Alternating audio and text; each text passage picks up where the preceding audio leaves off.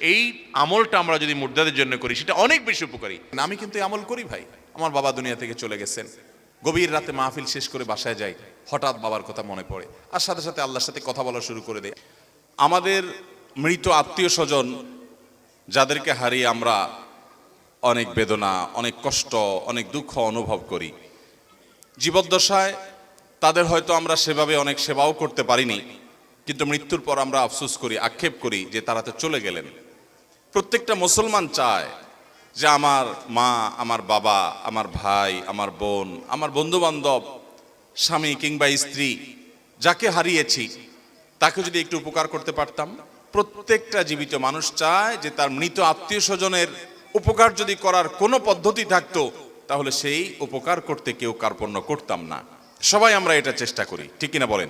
আমরা যদি আমাদের মৃত আত্মীয় স্বজনদের হাহাকার, তাদের ব্যাকুলতা, তাদের কষ্ট, তাদের যে দোয়া এবং আমাদের পক্ষ থেকে তাদের জন্য ইস্তেগফার, এটার যে কাঙ্গাল তারা, এটা যদি আমরা দেখতে পেতাম, আমরা বোধহয় পান, আহার, আরাম, আয়েশ সবকিছু ছেড়ে শুধু চোখের পানি ফেলতাম। কত কত অমানুষ সন্তান আছে যে বাবা অনেক আগে মারা গেছেন, মা অনেক আগে মারা গেছেন, ভুলে গেছে।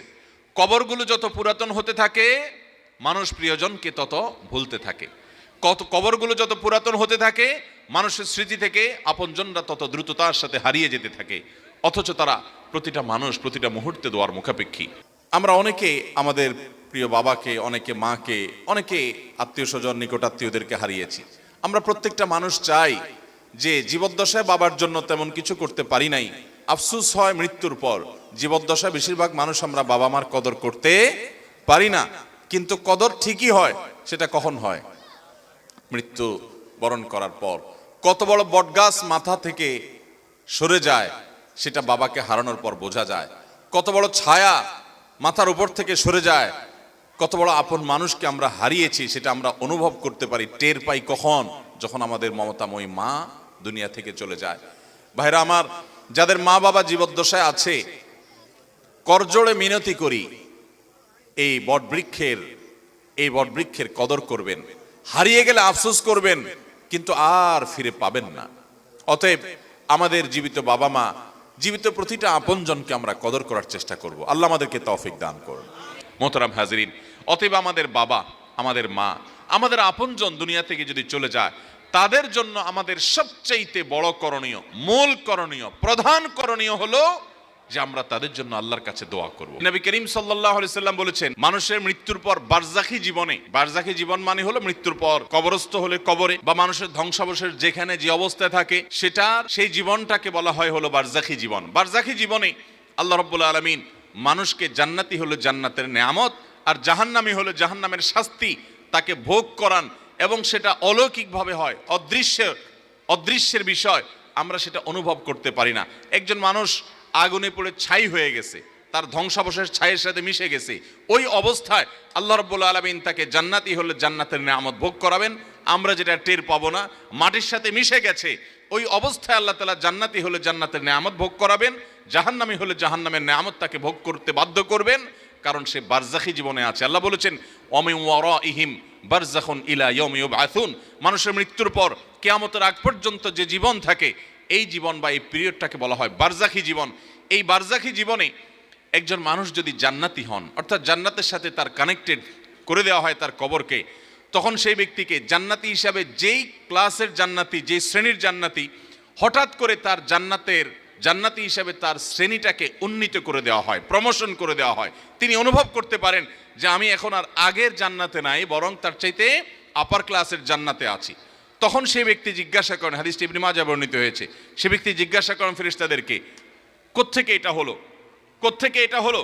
আন্না হাদা, এই যে আমি আগে যে নেয়ামত ভোগ করছিলাম, এখন আমাকে আপার ক্লাসের জান্নাতি করা হলো, আমার নেয়ামতের ধরন উন্নীত হয়েছে, আমি বুঝতে পারছি, কিন্তু আমি তো মৃত্যুবরণ করেছি, আমার তো আর আমল করে জান্নাতের নেয়ামত বাড়ানোর বা আমার ক্লাসকে উন্নীত করার ক্ষমতা তো আর নাই। মৃত্যুর সঙ্গে সঙ্গে সব তো বন্ধ হয়ে গেছে।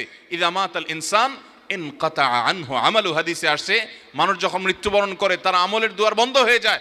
তাহলে আমার তো আমলের দুয়ার বন্ধ হয়ে গেছে, আমি তো অলরেডি মৃত।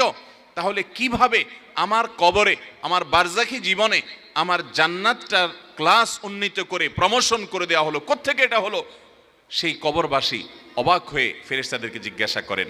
তখন ফায়ুকাল, তাকে বলা হয় তোমার আমল করার আর সুযোগ ছিল না এবং তোমার ক্লাস উন্নতি করারও সুযোগ ছিল না, কিন্তু একটা দরজা খোলা ছিল।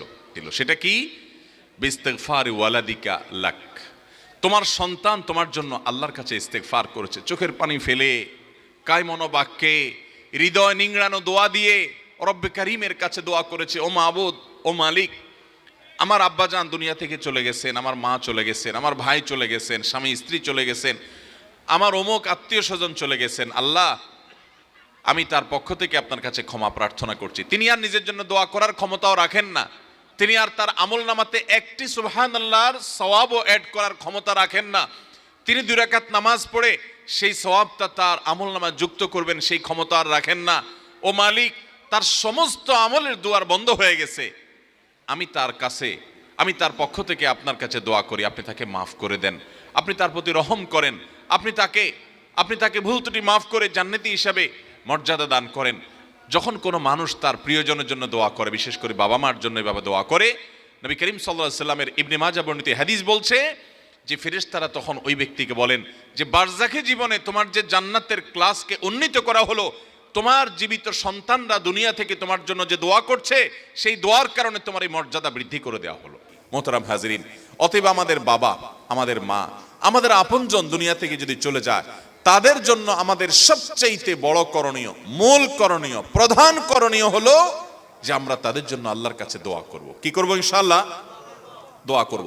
একজন মানুষের মৃত্যুর পর আমরা জীবিত মানুষগুলো তাদের জন্য সবচেয়ে বেশি যে কাজটা করতে পারি বা করা উচিত, যেটা তাদের উপকারে দিবে, সেটা হলো দোয়া। ইবনে মাজার যে হাদিসটি একটু আগে আমি শোনালাম, সেই হাদিস থেকে আপনারা জানলেন যে একজন ব্যক্তিকে যখন তার জান্নাতে মর্যাদা উন্নীত করা হয়, বারজাখী জীবনে জান্নাতের নিয়ামত বুলন্দ করা হয়, তিনি জিজ্ঞাসা করেন আন্না হাদা, কোত্থেকে এলো? বলা হয় বিস্তিগফারি ওয়ালাদিকা লাক, তোমার সন্তান, আমাদের প্রিয়জনরা যারা জীবদ্দশায় আছি, তারা যখন ইস্তেগফার করি, দোয়া করি, এর মাধ্যমে মাইয়িতের কি হয়? উপকার হয়। দোয়া না করার জন্য ইবলিস আমাদেরকে একটা যুক্তি দিচ্ছে, সেই যুক্তিটা শুনেন। সেই যুক্তিটা হলো, প্রথমটা তো এটা যে আমরা দোয়া করতে জানি না, তো আমি শিখাই দিলাম দোয়া করবেন কেমনে। সূরা ফাতিহা পড়বেন, দুরূদ শরীফ পড়বেন, দোয়া শুরু করবেন, ব্যাস। বাংলা আল্লাহ প্রশংসা করে দুরূদ শরীফ নবীর জন্য করে পাঠ করে এরপর তো আল্লাহর কাছে মনের চাওয়াগুলো পেশ করবেন। নবী করিম সাল্লাল্লাহু আলাইহি সাল্লাম বলেছেন, হারাম কোনো কাজের এবং আত্মীয়তার বন্ধন ছিন্ন করার জন্য যদি কেউ দোয়া না করে, বান্দার দোয়া কবুল হবেই হবে যদি সে সঠিকভাবে দোয়া করে, অন্তর থেকে দোয়া করে। কারণ গাফেল অন্তর দোয়া আল্লাহ তাআলা কবুল করেন না। আপনার মায়ের পেঁয়াজ দরকার নাই, আপনি কোনো কথা বলতে জানেন না, ভাই যে বোবা, তারও তো মনের চাওয়া আছে না নাই? তো আল্লাহ তাআলা তার মনের চাওয়া বুঝেন না? আল্লাহ রাব্বুল আলামিন সবকিছু টের পান। অতএব আপনি অনেক সাজানো গোছানো কথা বলতে পারছেন না, কোনো দরকার নাই। আপনি যা পারেন তা বলেন, কিছু বলতে পারছেন না, শুধু চোখের পানি বলেন এবং মনের আকুতিগুলো মনে মনে বলেন, আল্লাহ তাআলা সেটা পর্যন্ত শুনতে পান। দোয়া করবো তো ইনশাআল্লাহ।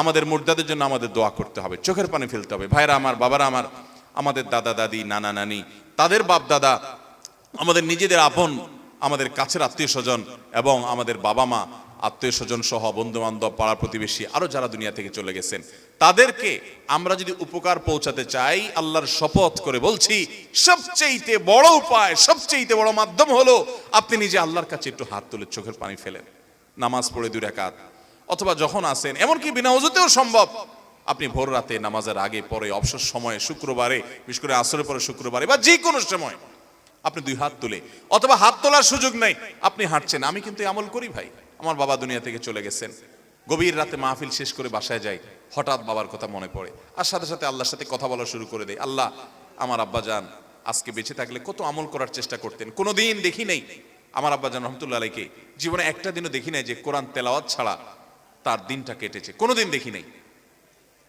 কোরআন তেলাওয়াত কোনোদিন করতে পারেন নাই সারাদিন ব্যস্ততার কারণে, রাতে এসেছেন বাসায়, অস্থির হয়ে গেছেন, আমার কোরআন তেলাওয়াতটা করতে হবে।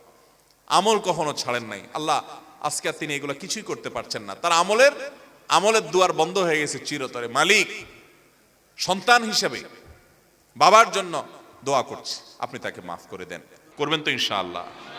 আমরা অনেকে বড় কুলাঙ্গার সন্তান হয়ে গেছে, আমাদের পূর্বপুরুষদের জন্য আমরা দোয়া করি না। আল্লাহ তাআলা মা বাবার জন্য আলাদা ফরম্যাটে দোয়া শিখাইছেন, আমরা সবাই জানি সেটা। আহা আহা, এ দোয়াটার অর্থটা কি ভাই, একটু খেয়াল করেন। কত মায়ার কথা, রব্বির হামহুমা, হে আমার রব, আমার মা আমার বাবা যে চলে গেছেন তাদের প্রতি আপনি একটু রহম করিয়েন আল্লাহ, আপনি একটু দয়া করিয়েন আল্লাহ। কিরকম দয়া? আমি ছোট থাকতে তারা যেরকম দয়া করেছে। আমাদের বাবা মা বাচ্চাদের প্রতি কতটা মায়া করেন, যারা সন্তানের বাবা হয়েছেন তারা সবাই টের পান, পান কি পান না? কিন্তু আমরা মরার পর কিছুদিন কান্নাকাটি করার পর এরপর বাবা মাকে ভুলে যাই। বেশিরভাগ বাবা, পৃথিবীতে বহু খারাপ মানুষ আছে ভাই, কোনো খারাপ বাবা খুব একটা নাই, হাতে গোনা দুই একটা বিচ্ছিন্ন ঘটনা ছাড়া। সন্তানের জন্য বাবা কি না করে বলেন, কি না করে। যত বাবা দেখেছেন, আপনারা নিজেরা যারা বাবা আছেন, কোথাও ভালো কোনো খাবার যদি দেয় কেউ, আপনি যদি কোনো জায়গায় যান ভালো কোনো খাবার সার্ভ করা হয়, তো সেই খাবারটা দেখার পর যদি আপনার সন্তান থাকে, সবার আগে মনে পড়ে সন্তানের কথা। এত সুন্দর টেস্টি খাবারটা যদি আমার ছেলেটার জন্য নিয়ে যেতে পারতাম, বা মেয়েটা যদি তার সাথে শেয়ার করতে পারতাম, মনে পড়ে কি পড়ে না বলেন? আপনার বাবা আপনার কাছে যত, তার অনেক কাজে হয়তো আপনি অসন্তুষ্ট হন, তিনি হয়তো কিছু ভুলভাল করেন, তিনি হয়তো কিছু উল্টাপাল্টাও করেন, আপনার কষ্ট হয়। টের পাবেন যেদিন এই বটবৃক্ষের ছায়া মাথা থেকে সরে যাবে। আল্লাহ তাআলা দোয়া শিক্ষা দিয়েছেন, নিজে দেখেন বাবার হক মায়ের হক এত গুরুত্বপূর্ণ যে আল্লাহ অন্য কারোর জন্য দোয়া শিখাই দেন নাই, দোয়ার ফরম্যাটই আল্লাহ বলে দিয়েছেন, নিজে শিখাই দিয়েছেন, রব্বির হামহুমা কামা রব্বায়ানি। আল্লাহ আমার মা বাবা ছোটবেলায় যেভাবে আমাকে মায়া করেছেন, কত মায়া করেছেন, আল্লাহ আপনি তাদের প্রতি সেরকম মায়া আজ তারা দুনিয়া থেকে চলে গেছেন আপনি করবেন। দোয়া করবো তো ইনশাআল্লাহ। উঠতে বসতে চলতে ফিরতে শুইতে খাইতে, এমনকি অজু অবস্থায় বিনা অজু অবস্থায় হাত তুলে হাত তোলা ছাড়া একাকী যখন আছেন, মনে মনে আল্লাহর সাথে কথা বলা শুরু করবেন। আল্লাহ আমার এই প্রিয় মানুষটা দুনিয়া থেকে গেলেন, আমার এই আপন মানুষটা চলে গেছেন, আল্লাহ আপনি ছাড়া তার কেউ নাই, আল্লাহ আপনি তার প্রতি রহম করেন। মন খুলে দোয়া করব। এই দোয়া মুর্দার জন্য কি পরিমাণ উপকার হয়, ইবনে মাজার যে হাদিসটা আমি শুনিয়েছি সেখান থেকে আমরা জানলাম। আল্লাহ আমাদেরকে আমল করার তৌফিক দান করুন। মৃত ব্যক্তির জন্য আমরা আরো যা করতে পারি সেটা হলো সাদাকা, দান, তার তরফ থেকে দান করতে পারি, এটা অনেক বেশি উপকারী তার জন্য। আয়েশা রাদিয়াল্লাহু তাআলা আনহা থেকে বর্ণিত হাদিসে আমরা জানতে পারি, এক ব্যক্তি এসে বলছেন, ইয়া রাসূলুল্লাহ আমার মা মারা গেছেন, আফা আতাসাদ্দাকু আনহা, আমি কি তার তরফ থেকে সাদাকা করতে পারি? নবীজি সাল্লাল্লাহু আলাইহি ওয়াসাল্লাম তখন বলেছেন, নাম, হ্যাঁ তুমি তোমার বাবা তোমার মায়ের তরফ থেকে তুমি সাদাকা করতে পারো। এক সাহাবী তার মায়ের তরফ থেকে না বাবার তরফ থেকে যেন একটা কুয়ার পানি, তখন পানি পান করা মরুভূমিতে, এখনো এটা অনেক বড় একটা ব্যাপার, কাউকে পানি পান করানো, পানি পাওয়া যায় না যেখানে সেখানে, তিনি গোটা কুয়া দান করে দিয়েছেন যে মানুষ পানি পান করুক আল্লাহর জন্য, সওয়াব যুক্ত হোক আমার মায়ের আমল নামায়। এই জন্য আমাদের মৃত আত্মীয় স্বজনদের জন্য আমাদের দোয়ার পরে সবচেয়ে বড় এবং মূল করণীয় হলো দোয়া। এর পাশাপাশি আমাদের যে কাজটি করা উচিত এবং এটা তাদের উপকারে আসবে সেটা হলো তাদের জন্য সাদাকা করা ভাই। এবং এই সাদাকায় নাম ফুটানোর নিয়ত করবেন না। মসজিদে 10 ব্যাগ সিমেন্ট দিছেন আর 5 বার নাম লেখে দিয়েছেন যেন আপনার নাম ঘোষণা হয়, তাহলে সেটা সওয়াবের আশা আপনি রাখিয়েন না। আপনি দান করবেন কার কাছ থেকে? সওয়াবের আশায়। ওই মসজিদের লোকজন জানবে, কমিটির লোকজন জানবে, মুসল্লিরা জানবে, মাহফিলে 10,000 টাকা দিয়া হুজুরকে দিয়া ঘোষণা করে মারহাবা নিয়েছেন, সবাই জানলো, এসব নিয়ত যদি থাকে তাহলে সেক্ষেত্রে এটা সওয়াব তো পাবেনই না, বরং লৌকিকতার কারণে শিরকে আসগার, রিয়ার কারণে শিরকে আসগারের গুনাহ হতে পারে। এই জন্য ভাইরা, আমাদের মৃত ব্যক্তিদের জন্য আমরা দান সাদাকা করব। দান করা মানে এই না যে আপনাকে লাখ লাখ কোটি কোটি টাকা দান করতে হবে। আপনি গরিব মানুষ, আপনি 10 টাকা দেন, 5 টাকা দেন, আপনি অল্প টাকা দেন। দানের সময় নিয়ত করবেন, আল্লাহ এই মসজিদে আমি 10 টাকা দিচ্ছি, মাদ্রাসা 10 টাকা দিচ্ছি, একটা কালভার্ট বানিয়ে দিচ্ছি, একটা গরিবকে একটা সেলাই মেশিন কিনে দিচ্ছি যার সেলাই মেশিনের দ্বারাই উপার্জন হতে পারে, একজনকে একটা রিক্সা কিনে দিচ্ছি যার রিক্সায় ভাড়া চলে তাকে মালিক বানিয়ে দিলাম। আল্লাহ আমি একজনকে একটা জিনিস দিচ্ছি, কেন এই জিনিসটা দিচ্ছি? এটার সবটা আমি নিজে চাচ্ছি না, আমার মা যিনি মারা গেলেন, আমার বাবা যিনি চলে গেলেন, আমার স্বামী কিংবা স্ত্রী, বন্ধু কিংবা বান্ধব যে চলে গেছেন তার জন্য আল্লাহ এটাকে সওয়াবের জন্য আপনি এটা তার পক্ষ থেকে কবুল করেন, তার আমল নামার সওয়াবটা অ্যাড করে দিয়েন। এই আমলটা আমরা যদি মুর্দাদের জন্য করি সেটা অনেক বেশি উপকারী। চেষ্টা করবো তো ইনশাআল্লাহ।